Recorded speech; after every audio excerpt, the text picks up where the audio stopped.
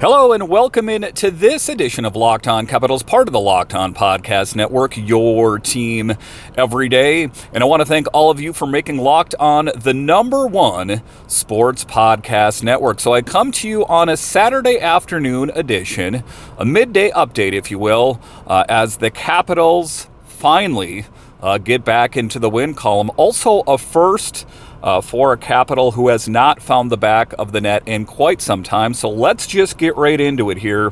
The Capitals snapped a 4-game skid with a nice 3-1 victory over the Flames. Now, I thought that the victory would come in the last game against the Canucks, but a nice victory, and it'll be interesting to see if the Capitals can keep this going. Will this give them the needed momentum to keep going forward? But the big story in this, the feel-good story, because listen, I'm hard on this guy, I'm going to give him his flowers as well, is Hendrix Lapierre finally breaking through after a 90-game goal drought.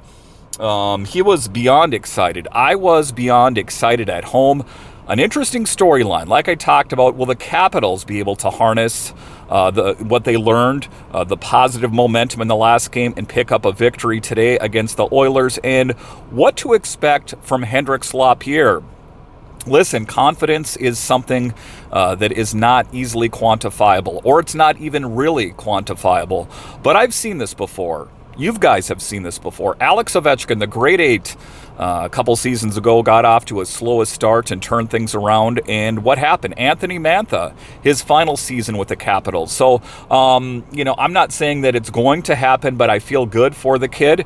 At the end of the day, I want Hendrix Lapierre to succeed. I really do.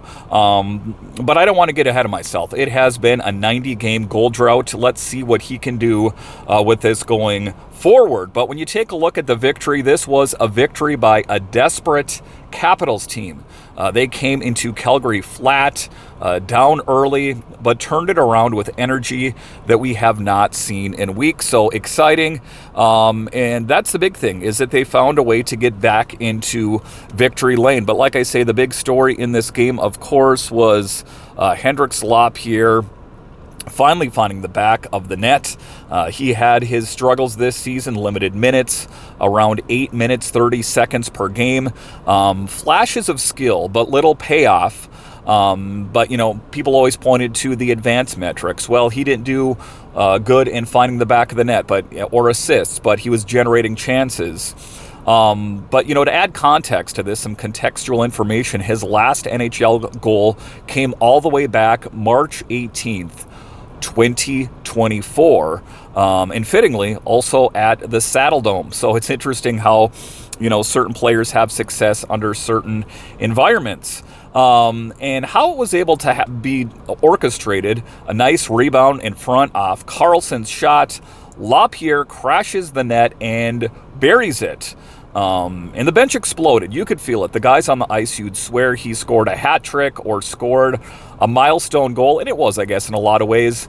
But everyone is pulling for Hendrix Lapierre.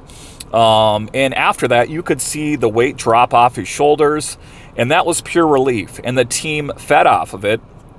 And ultimately, I think why they walk away in victory lane. But you take a look at it, you're taking a look at a Flames team that is second to last place. And it's going to be different tonight, but when you take a look at it, that late game trust as well. So, it's interesting. I think that Spencer Carberry, he was able to take a look at the situation as well and said, hey, he's playing really well now. How about entrusting him with some more minutes? And he earned more ice time down the stretch, even got time defending the lead. So an intriguing storyline to follow, that much is for sure, though he did take a minor for closing his hand on the puck. I think at the end of the day, we'll still forgive him for that. But for him, it wasn't just a goal. It was a spark moment, the kind of a struggling team needs to find its heartbeat again. And, I talk about momentum on Locked On Capitals on a day-in, day-out basis, and I talk about momentum. Say the Capitals gave up a goal early. Say a goal that they scored was overturned. that's momentum taken away from you. This exemplifies exactly what I'm talking about, that you can also feed off positive momentum, as was evident by the Capitals in this game. But talking about next here, the second line surge in this game. The big difference in this game, the Capitals outshot Calgary 36-25. And generating chances, good things will happen. And I'll talk about the goals a little bit more specifically. But when you hang out in front of the net, you wait for second, third opportunities, good things will happen. Because after Lappie's goal, the Capitals tilted the ice and controlled the pace for the final 40. You saw success and chemistry, sort of. Wilson, Protas with a go-ahead goal. And the thing of it was simplicity, quick passes, net presence, and smart positioning. All things that will help your team if they're struggling, is doing the things that gave you success last season. Think Connor McMichael. He scored 14 goals from hanging out in front of the net, and good things happened. As far as standout players, Protas is 17th of the year, first in 7 games. Wilson's hot streak, 5 of his last 6 games with points, 10 total over that stretch. So, you saw a bit of, I didn't expect a whole lot out of Wilson in the first game back, but it'll be interesting to see when he heats up what we can ultimately expect from him out of this game going forward in the game tonight against Edmonton. But talking about Sortif as well, his second straight game with a point, shaping up nicely as a play-making winger. And when the Caps stick to the plan, simple entries, get to the net, they look like a completely different team. Listen, you don't always have to score the pretty goal, right? Just because you don't, get the pretty goal to go, the pretty girl doesn't want to go with you to the prom. That doesn't mean you don't go to the prom. You still go. So if the Capitals aren't scoring pretty goals, that doesn't matter. Hang out in front of the net, dirty goals, greasy goals, whatever it takes. That's what you need to do.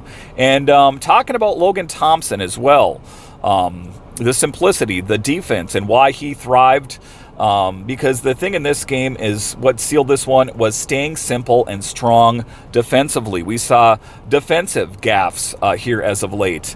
And how Calgary scored early, the Capitals clamped down, fewer turnovers, smarter breakouts.